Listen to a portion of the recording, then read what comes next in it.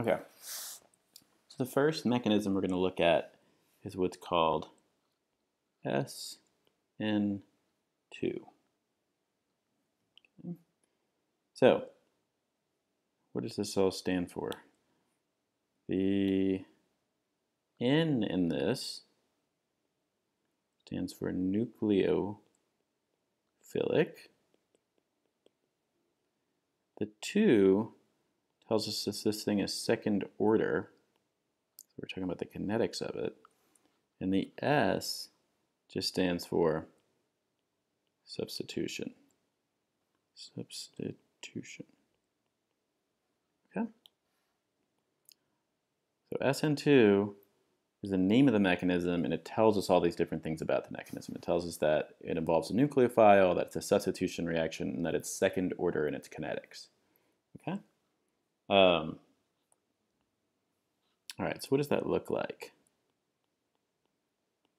So if we have a nucleophile, I'm just making, this is NUC is just generic nucleophile. It could be many different things. And we have a carbon that is attached to a leaving group, which again, these are just made up, LG and NUC, those are just variables.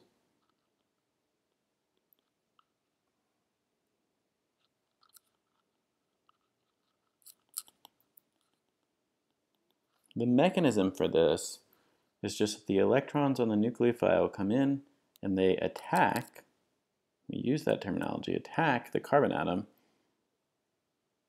and the bond to the leaving group breaks.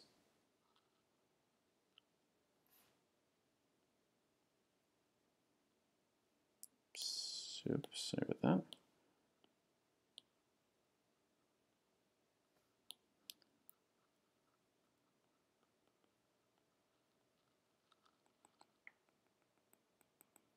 Okay. So the electrons that were on the nucleophile, these electrons here, become the electrons in that bond. And what happened to our leaving group? Yeah, it took some electrons with it, and now you can see it's just this negatively charged thing. So there's our leaving group, it took these electrons with it, and now that's over here. We're not super worried about that. So it's substitution for the reason that we talked about before. The nucleophile is now being substituted for the leaving group. That's where this term substitution comes from. Nucleophilic just means that a nucleophile is doing the reaction. And then what does a second order mean? So second order for us, and I know that kinetics and general chemistry is, I don't know what everybody takes away from that. My impression from teaching organic chemistry is not a whole lot. But here, I'm telling you the mechanism, so you know the fundamental steps. The mechanism happens in a singular step, and it involves two molecules coming together. So when we say second order, and now we did all that like rates of reaction and all that kind of crap, or like what was it called? Oh boy, I should know since I teach that course. Method of initial rates and all this kind of crap to figure out what the order is. But it's never really clear what the hell you're even supposed to be doing. Second order here just means that I have two molecules involved in the rate determining step.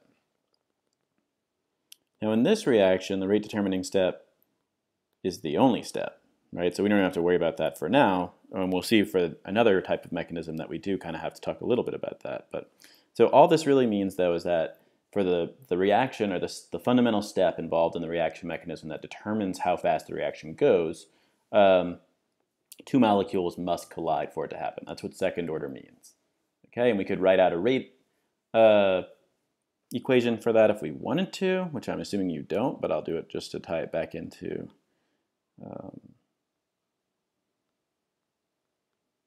general chemistry. It'd be a nucleophile, and it'd be first order in the nucleophile, and then for the substrate, which would be this, it would also be first order. And remember that the overall order is just the sum of these, so it's second order in those. So that's what we're talking about. Okay, don't worry, we're not going to get super deep into rates of reactions, and I'm not going to bug you about that. Oh, also, obviously, we need some proportionality constant out here, the rate constant. All right. More importantly, because this is organic chemistry, we're interested kind of in like the qualitative aspects of this reaction. When the nucleophile comes in, let's actually look at instead of using these generic terms, let's look at an actual reaction. When the nucleophile comes in,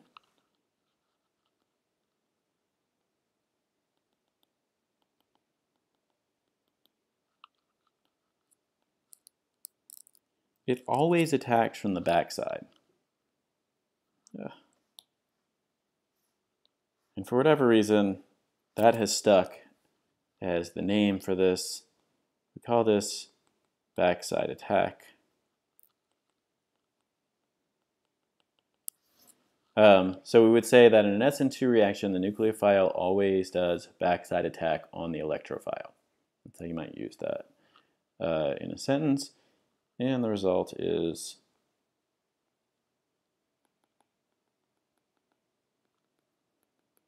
this substitution reaction. So you can imagine that, you know, in order for the reaction to happen, two of these, this molecule and this molecule has to come together. So rates are really about probabilities, and when we're talking about the probability of something, it's considered second order if it's reliant on the probability of two molecules bumping into each other. So if you missed that in general chemistry, that's sort of the thrust of rate arguments. It's a probability thing, and it's what's the probability of these things knocking into each other. All right.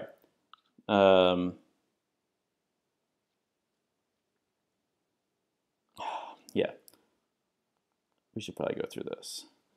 The other piece here we can look at is like we can say why does it go through backside attack? Why doesn't it come from the other side, right? Why does it have to attack on the backside? We're going to see why that's important to know that in a little bit. But if you look at hydroxide, it's got this negative charge. I'm going to draw out its orbital here. Okay, it's got 2 electrons in that, you know, orbital there. This little tiny black spot over here is the other lobe on that. That's really small.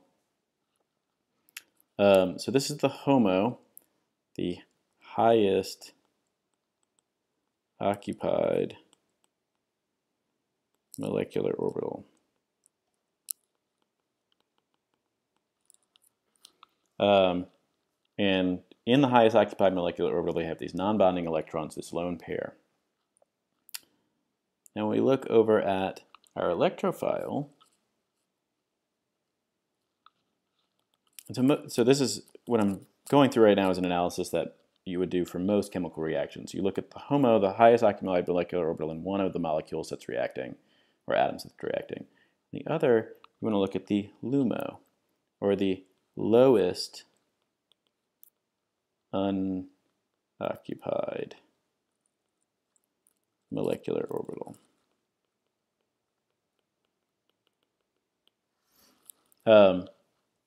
And so the lowest unoccupied molecular orbital means it's the orbital that is empty, the lowest energy orbital that is empty in the electrophile. The HOMO is the highest occupied molecular orbital. That's the highest in energy orbital, the orbital with the highest energy that has electrons in it.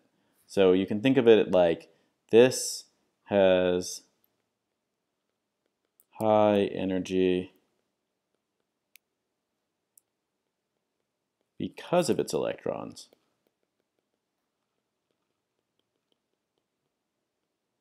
Okay, so it's like I got 2 electrons and they're in this really high energy orbital, so they're like pretty reactive. Remember, high energy corresponds to not being particularly stable. When we look over here at the lowest unoccupied, we can say it also has high energy. Okay, which is bad, we're saying. It's not stable, it has high energy, but it's because of the opposite problem. It has high energy because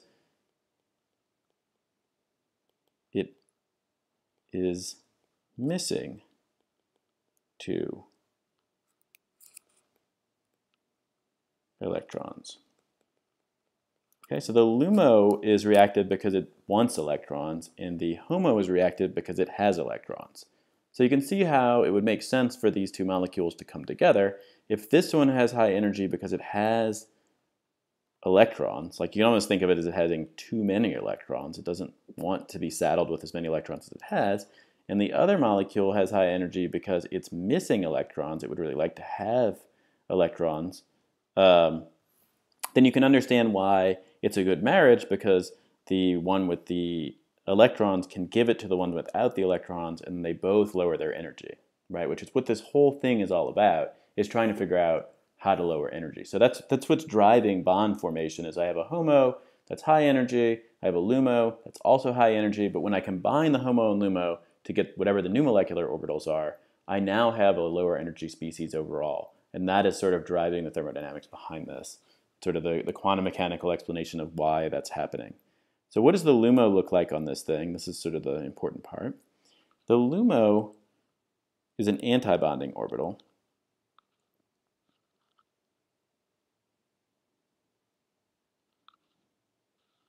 That antibonding orbital looks something like this. So you'll notice, because it's an antibonding orbital, that there is no real electron density in between the bromine and the carbon. Okay? So there are other orbitals in there, right, that are bonding orbitals. They're not antibonding orbitals that are keeping the bromine bound there, but the putting electrons into the antibonding orbital essentially destabilizes the carbon-bromine bond.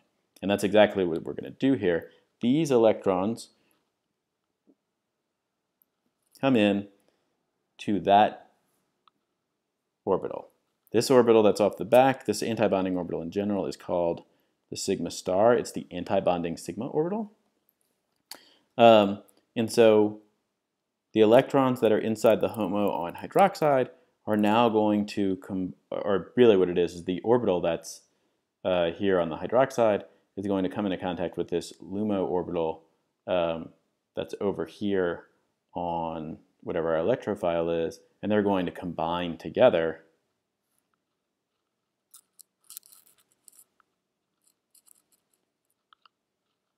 and become a happy family.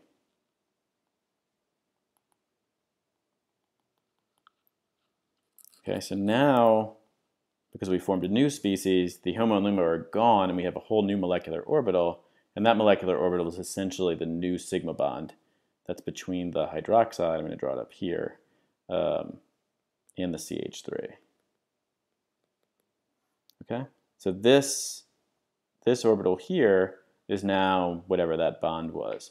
But so the key thing here, if the physical chemistry is kind of killing you inside, key thing here is, in order for the reaction to take place, there has to be overlap between the antibonding orbital here on the backside. Let me put some color on that. Which color? Let's use blue. This and this have to come into contact. Okay? And so why does the reaction happen only on the backside? Well, that's the only place it can happen, because that's where the antibonding orbital is. And so that's why it always approaches from that side, because the highest probability of the reaction taking place, the highest probability of wherever the reaction is going to take place happens where the molecular orbitals are the largest at. So yeah, how much of this do you have to carry with you? Remember that we have to access an orbital on the back of the electrophile. That's really the key thing here. If you want to just accept it as sort of an axiom that it always goes through backside attack, I think that's fine. But if you're trying to peer a little bit deeper into physical reality, you know, this is a pretty good qualitative explanation of why chemical reactions happen. Okay. So why do we even give a shit at all if the reaction takes place on the backside or the front side? Because in the end, you know, even if it took place on the front, wouldn't we still be getting substitution? Who cares? Well, I mean, we should always care because we're scientists, and sort of our whole driving force for life is curiosity. So that should be reason enough. But also, this thing has a practical application when you're building molecules. So as the electrons on the nucleophile come in to that anti-bonding orbital on the back side. So our leaving group is here. And so when we say backside, we really mean on the opposite side of that. So we're talking about, use blue again. We're talking about here, right? So you just kind of follow the leaving group and go to the other side of that. That's the backside that you're going to be attacking on. And so the nucleophile needs to get in and attack right there. When it does that, these groups that are attached to the carbon that's being attacked do something interesting. They move this way to make space for the nucleophile as it bonds. And so if we were to look at the transition state for this, it would look something like this. Oops.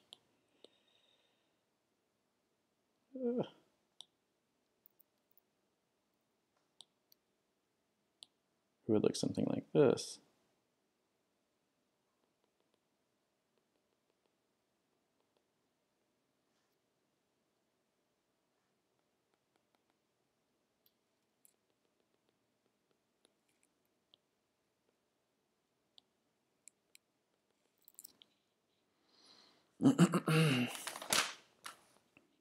And so, in the transition state, you have partial negative charges on both of these and maybe some partial positive charge here in the middle.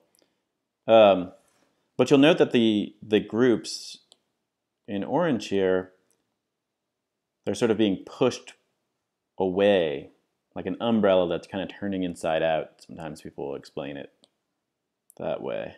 Ooh.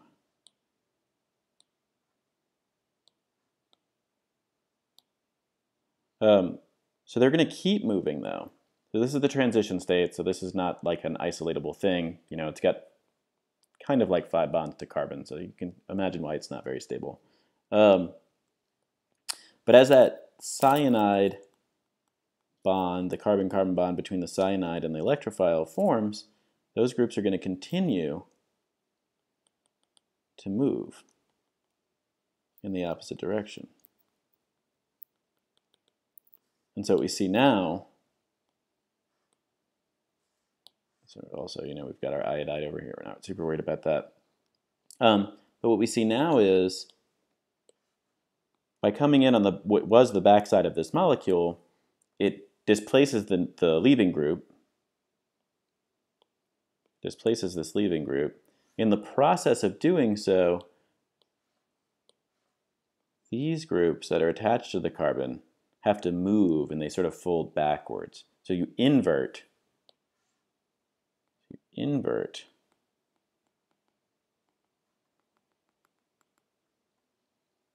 stereochemistry.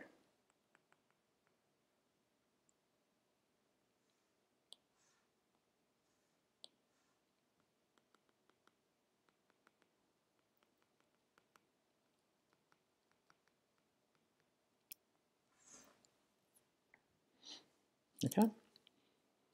So we're concerned about the stereochemistry.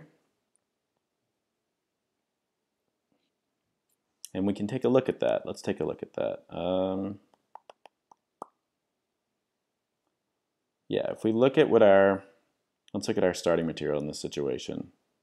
So what happens in an SN2 reaction? We get this overall change. Our stereochemistry is inverted.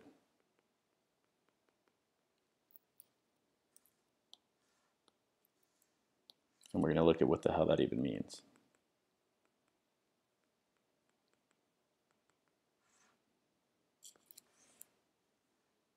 So maybe in this situation you're adding in your y minus to displace it, etc. I don't know. It's hard to look at these super abstractly and make any sense of them. But if we come back and we look at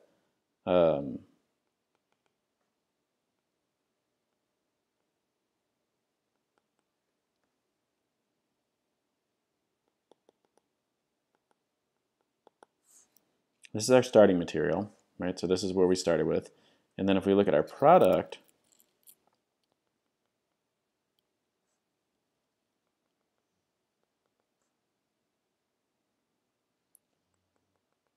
the absolute configuration on the product we expect to change. Because we've sort of changed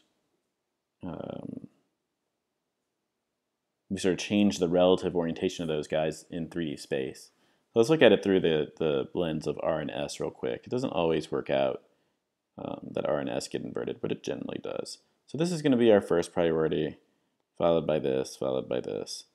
So this molecule is R. And if we come over here, what do we see? We see that this is going to be our first priority here, followed by this, followed by this. And so now we see that this one is S. So when we say that stereochemistry is inverted, typically what ends up happening is R becomes S. And the reason for that is that is this sort of umbrella effect that happens as a nucleophile displaces the leaving group. Okay? So,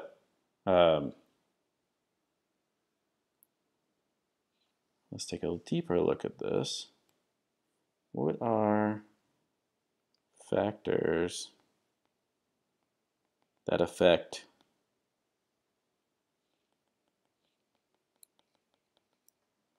SN2 reactivity?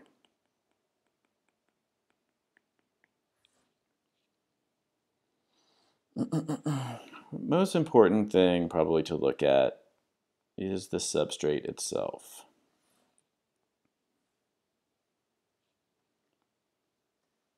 So if we're trying to decide what's going to react the fastest in SN2, we can look at the substitution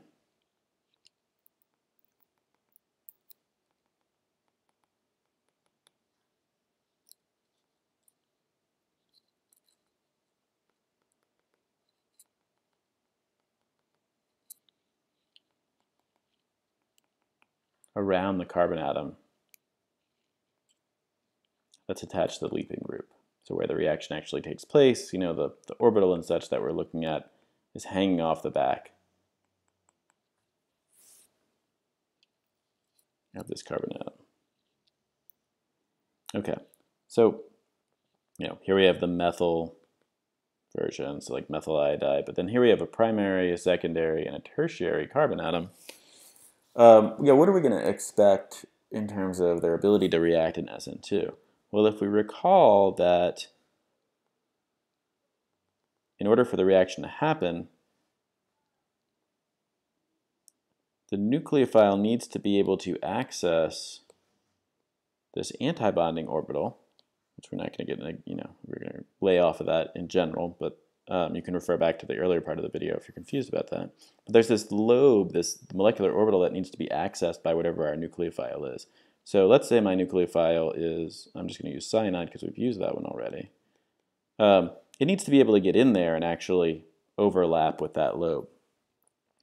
As these groups get bigger, they start to block the ability of the nucleophile to come in. So we could say that what we would expect to see, and we in fact do see, is decreasing rates of reaction for SN2. So what types of substrates are really good at doing SN2?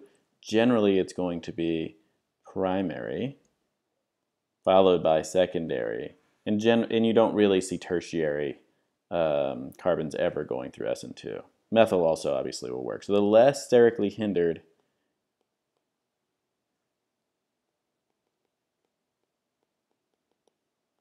the better, and the rationale is just that the nucleophile has to get in and be able to access whatever this antibonding orbital is. So if I've got a whole bunch of big old methyl groups hanging off of here, that becomes really difficult, and it blocks the nucleophile from attacking it.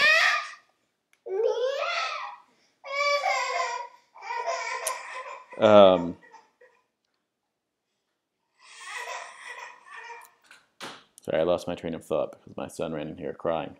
What was I talking about? Oh yeah, SN2. Sorry, it's hard to feel like much is more important than a crying child. All right. My wife is taking care of him. Don't worry. I'm not just abandoning him to teach you guys organic chemistry. But yeah, so you want things that are not sterically bulky. If you have things that are really sterically bulky, they'll block the nucleophile from being able to get in there. And that's why we generally see that SN2 reactions work best with primary, secondary, and methyl, and we don't see them working very well with tertiary at all.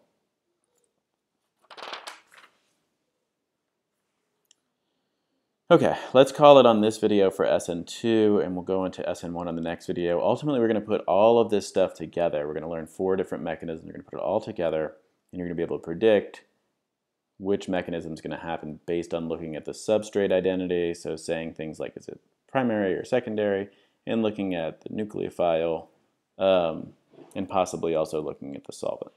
Okay, that's where we're headed. But yeah, this is the starting point.